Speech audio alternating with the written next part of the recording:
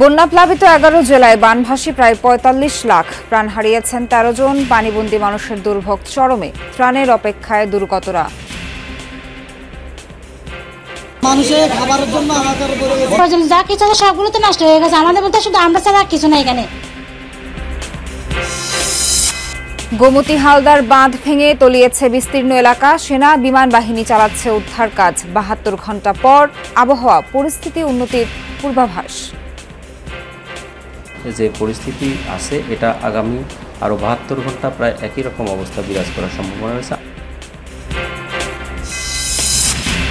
৫ August আদাবরে গুলির ঘটনায় শেখ হাসিনার বিরুদ্ধে আরও একটি হত্যা মামলা। আসামি করা হয়েছে সাবেক এমপি ফেরদৌস, সাকিব ও ব্যারিস্টার সুমনকেও।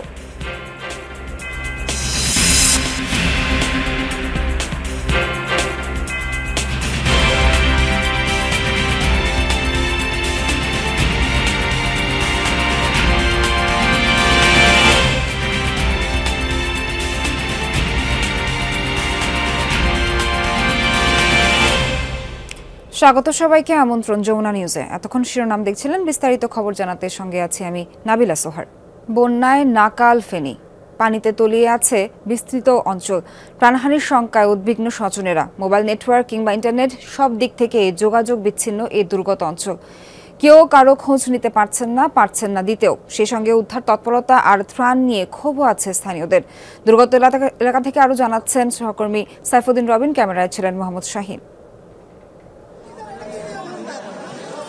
তলিয়ে গেছে সবকিছু, বিস্তীর্ণ এলাকা জুড়ে শুধু বন্যার পানি আর পানি, আশ্রয়হীন লাখো মানুষ। যতদূর চোখ যায় বসত ভিটার যেন কোনো অস্তিত্বই নেই। ধুধু জলের প্রান্তর ফেনীর বিশাল এলাকা। ফুলগাজী, পরশুরাম, ছাগলনাইয়ার অবস্থা সবচেয়ে ভয়াবহ। আটকে পড়া স্বজনদের উদ্ধারে যাওয়ারও উপায় নেই উদ্বিগ্নদের। পানির তোরে সেসব এলাকায় যাওয়া যেমন ঝুঁকিপূর্ণ, ঠিক তেমনি উপযুক্ত বাহনও মিলছে না। আফসোস, আক্ষেপ আর ক্ষোভের শেষ নেই। সেই সঙ্গে যোগাযোগ বিচ্ছিন্নতা সবার মধ্যেই বাড়িয়ে তুলেছে আতঙ্ক। ছোট বাচ্চা না নেওয়া যায়, এদের যদি থাকতো, ছোট বাচ্চা থাকতো, ফ্যামিলি থাকতো, তাহলে এটা বুঝতো।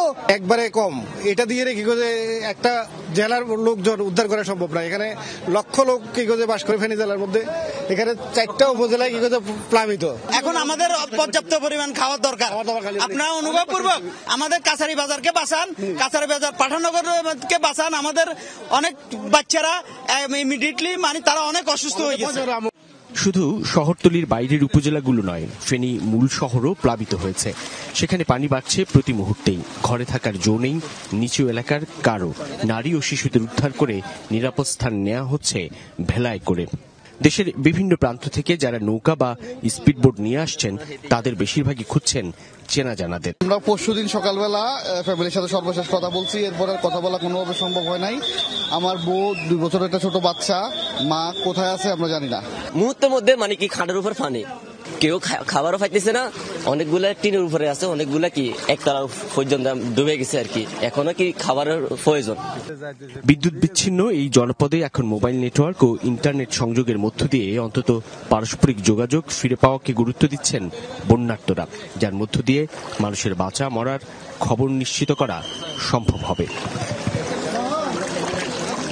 এটি ফেনী শহরের অভ্যন্তরের হাসপাতাল রোড। এখানেই পানির এই অবস্থা।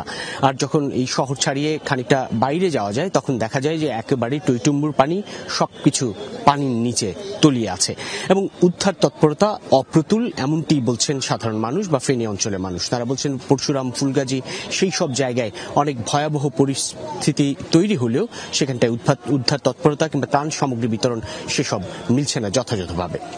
সাইফুদ্দিন রবিন, যমুনা নিউজ, ফেনী। ভয়াবহ বন্যার পানিতে ভাসছে 11 জেলার বিস্তীর্ণ অঞ্চল। মানবিক বিপর্যয় দেখা দিয়েছে দুর্গত এলাকায়। নোয়াখালীর বন্যা পরিস্থিতি সম্পর্কে বিস্তারিত জানব সহকর্মী রিয়াজ রায়হানের কাছ থেকে। গেল প্রায় সপ্তাহখানেকের বেশি সময় পর আজকে আলোর দেখা গিয়েছে, অর্থাৎ আজকে সূর্যের আলোর দেখা পেয়েছে নোয়াখালীর মানুষ, অন্তত বেগমগঞ্জ উপজেলা আমি যেখানে রয়েছি। আমি এরপরে পানি যে বানভাসী মানুষের যে দুঃখ সে দেখে এখানে অন্তত কোমর পানি, এবং এই যে বাড়িটিতে আমি প্রবেশ করলাম, বাড়িটির অবস্থা দেখতে পাচ্ছেন। এই বাড়িটি শুধু নয়, বেগমগঞ্জের আশপাশে যেসব বাড়িগুলো রয়েছে এবং 6টি উপজেলার প্রায় প্রত্যেকটি বাড়ির, বিশেষ করে উপজেলা সদর থেকে যেসব দূরে যে বাড়িগুলো রয়েছে বা প্রত্যন্ত অঞ্চলে, সেগুলো সবগুলোর একই অবস্থা। যে এই যে মানুষের দুর্দশা, মানুষ যে কি নিদারুণ কষ্টে আছে, সেটি আসলে দেখার মতো, যদি একেবারে মানে সচক্ষে না দেখলে দেখার মতো কোনো উপায় নেই। এই যে বাড়িটি রয়েছে, বাড়িটি একেবারে ভিতরে তলিয়ে গেছে পানিতে এবং অনেকদিন ধরে পানিবন্দী, কারণ এটি উপজেলা সদর যদি যেতে হয় তাহলে পানি মারিয়ে অনেক দূর পর্যন্ত যেতে হয়। আমরা একটু এদিকে দেখাই যে এই যে ঘরটি রয়েছে, ওনারা রয়েছেন, আপনারা একটু কথা বলতে চাই। এই যে অনেকদিন ধরেই তো এই অবস্থায় পড়ে আছেন, তাহলে কিভাবে বউ বাচ্চা বা এলাকার বা আপনাদের যারা মুরব্বীরা আছেন তাদেরকে নিয়ে কিভাবে আছেন? আছি খুব কষ্টের মধ্যে, আল্লাহ ফাঁকে রাখছে।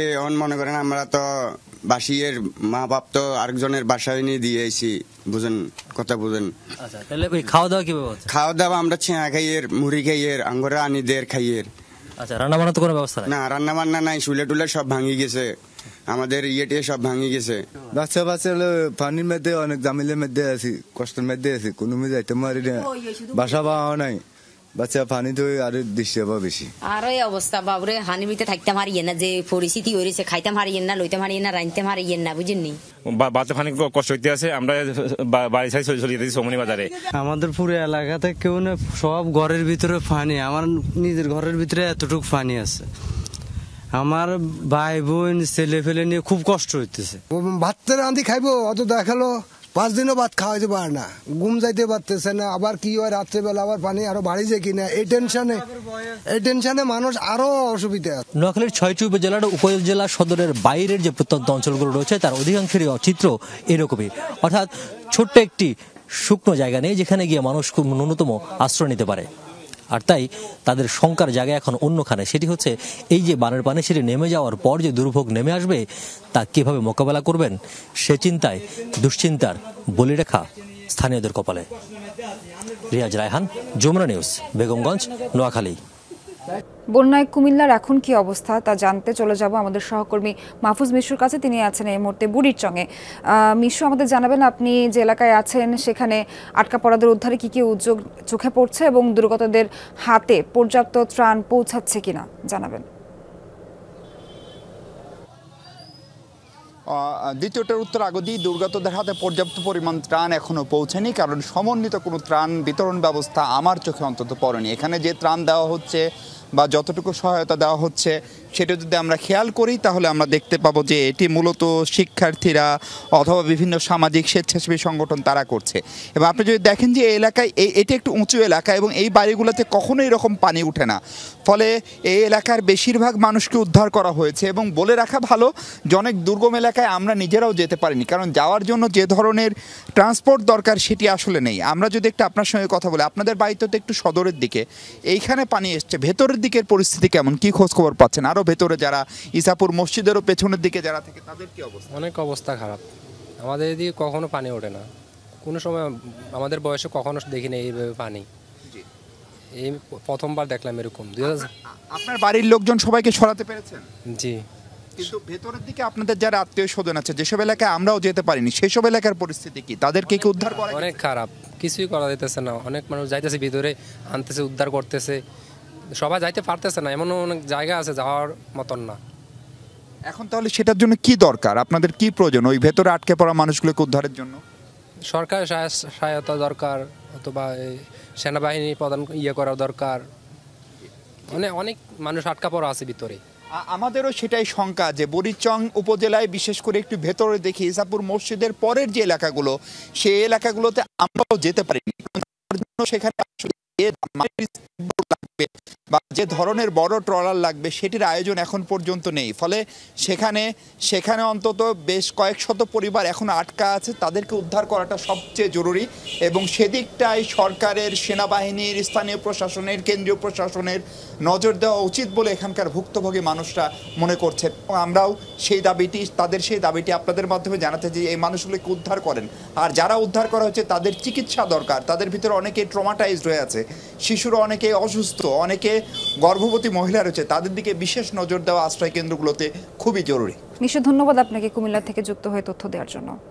সাবেক প্রধানমন্ত্রী শেখ হাসিনার বিরুদ্ধে আরও একটি হত্যা মামলা হয়েছে। এই মামলায় আসামি করা হয়েছে সাবেক সংসদ সদস্য ব্যারিস্টার সৈয়দ সাইদুল হক সুমনকে। বৃহস্পতিবার রাতে আদাবর থানায় মামলাটি দায়ের করা হয়। মামলায় সাবেক প্রধানমন্ত্রী শেখ হাসিনা ছাড়া 156 জনের নামে উল্লেখ করা হয়েছে।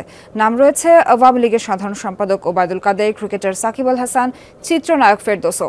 মামলায় অজ্ঞাত আরও 400 থেকে 500 জনকে আসামি করা হয়েছে। বাদীর অভিযোগ, গত 5 আগস্ট আদাবরের রিং রোডে প্রতিবাদী মিছিলে অংশ নেয় রুবেল। এ সময় অভিযুক্তদের প্রত্যক্ষ পরোক্ষ নির্দেশনায় গুলি ছোড়া হয়। হাসপাতালে চিকিৎসাধীন অবস্থায় রুবেলের মৃত্যু হয়।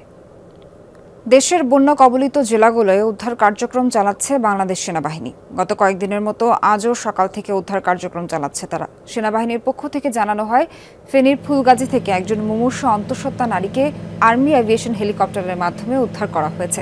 পরে তাকে কুমিল্লা সিএমএইচে পাঠানো হয়। জানানো হয়, সিলেট, চট্টগ্রাম ও কুমিল্লা সেনানিবাসের দায়িত্বপূর্ণ এলাকায় চলছে উদ্ধার অভিযান। জরুরি চিকিৎসা সেবা ও ত্রাণ বিতরণের কাজও করছে সেনাবাহিনী।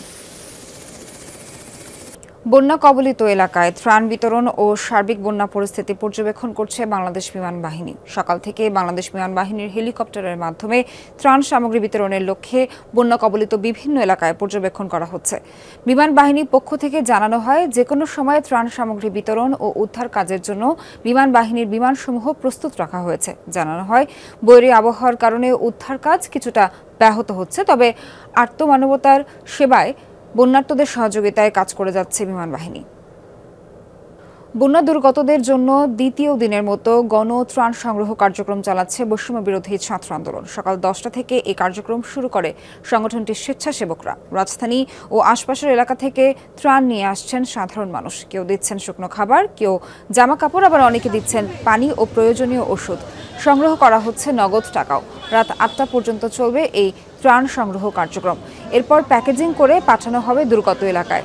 ঢাকার পাশাপাশি চট্টগ্রাম থেকেও গণ ত্রাণ সংগ্রহের কার্যক্রম শুরু হয়েছে বলে জানান সমন্বয়করা। জানান, বৃহস্পতিবার ফেনী, কুমিল্লা এবং নোয়াখালীতে পাঠানো হয়েছে 5 ট্রাক ত্রাণ সামগ্রী। শুক্রবার দ্বিগুণ হারে এই ত্রাণ পাঠানোর পরিকল্পনা রয়েছে। এছাড়া শিশু খাদ্য, গবাদি পশুর খাদ্য, পানি বিশুদ্ধকরণ ট্যাবলেট, লাইফ জ্যাকেট বেশি পাঠানোর জন্য সাধারণ মানুষের প্রতি আহ্বান তাদের।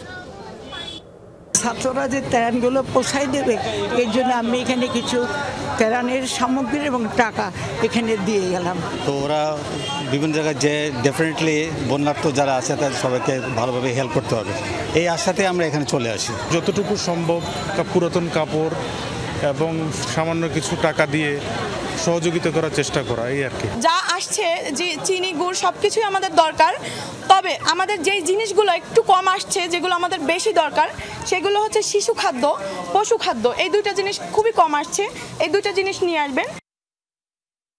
পানির ন্যায্য হিসাব নিয়ে ফ্যাসিবাদী সরকারের অবস্থান স্পষ্ট ছিল না। সকালে বন্যা দুর্গত এলাকা পরিদর্শনের আগে তিনি এ মন্তব্য করেন। এদিকে পাকিস্তানের হাই কমিশনারের সাথে বৈঠক শেষে আমির খসরু মাহমুদ চৌধুরী জানান, ব্যবসা বাণিজ্য ও আঞ্চলিক অগ্রগতিতে পাকিস্তানের সাথে কাজ করতে বিএনপি আগ্রহী। দলের আরেক নেতা জয়নুল আবেদিন ফারুক শেখ হাসিনার বিচার নিশ্চিতের মাধ্যমে জনগণের দাবি মেটানোর আহ্বান জানান। সকালে বন্যা দুর্গত এলাকা পরিদর্শনে যাওয়ার আগেই গুলশানের বাসায় সাংবাদিকদের সাথে কথা বলেন বিএনপির স্থায়ী কমিটির সদস্য সালাহউদ্দিন আহমেদ। অভিযোগ, ফ্যাসিবাদী আওয়ামী সরকার দর কষাকষি ছাড়াই ভারতের সাথে চুক্তি করেছে। এ সময় দুর্গতদের সহায়তার নির্দেশ দেন দলীয় নেতাকর্মীদের। পাশাপাশি সম্পর্ক উন্নয়নের আহ্বান জানান ভারতের প্রতি।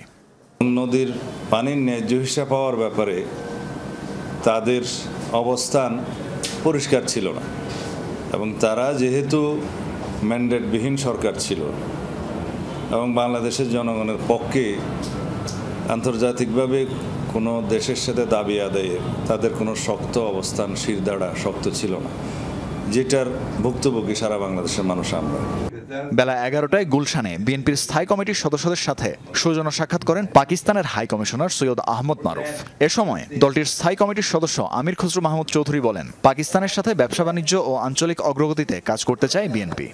দুই দেশের মধ্যে এবং পুরো রিজিয়নের মধ্যে আমরা সহযোগিতা করব। বিশেষ করে দক্ষিণ এশিয়ার রিজিয়নটা সবচেয়ে লিস্ট ইন্টিগ্রেটেড। এই দক্ষিণ এশিয়াকে মধ্যে যে ইন্টিগ্রেশনটা দরকার, সব দিক থেকে, শুধুমাত্র অর্থনৈতিক না, সব দিক থেকে একটা ইন্টিগ্রেশন দরকার। এটাকে আমরা সামনের দিকে কিভাবে এগিয়ে নিয়ে যাব, বাইল্যাটারালি দ্বিপাক্ষিক এবং আঞ্চলিক সহযোগিতা আমরা সামনের দিকে এগিয়ে নিয়ে যাব। দুপুরে জিয়াউর রহমানের মাজারে কবর জিয়ারত ও মোনাজাত করেন বিএনপি চেয়ারপারসনের উপদেষ্টা জয়নুল আবেদিন ফারুক। এ সময় বলেন, বঙ্গবন্ধুর খুনিদের যেমন বিদেশ থেকে এনে বিচার করা হয়েছিল, তেমনি শেখ হাসিনাকেও কাঠগড়ায় দাঁড় করানো উচিত। শেখ মুজিব হত্যার আসামিকে ইন্ডিয়া থেকে, ভারত থেকে এনে মৃত্যুদণ্ড দিতে পারে, তাহলে সরকারের কাছে জনগণের প্রত্যাশা শেখ হাসিনার বিরুদ্ধে ইতিমধ্যে অনেকগুলো মামলা দায়ের হয়েছে, অবিলম্বে এনে জনগণের দাবি আইনের আওতায় এনে তার বিচার করা উচিত। নির্বাচন কবে দাবি করা হতে পারে এ প্রশ্নের জবাবে তিনি জানান, সেটি নির্ধারণ করবে বিএনপির জাতীয় স্থায়ী কমিটি। তানফির মৌসুম, যমুনা নিউজ, ঢাকা। দর্শক, এই ছিল যমুনা নিউজ।